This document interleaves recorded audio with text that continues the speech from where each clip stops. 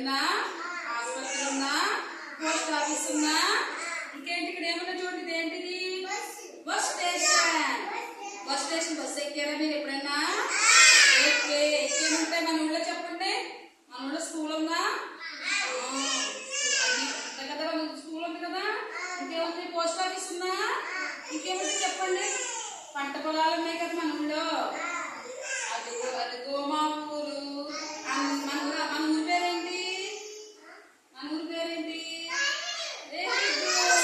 చూసారా మన ఊళ్ళో ఏమేమి ఉన్నాయి? చూసారా ఒకసారి?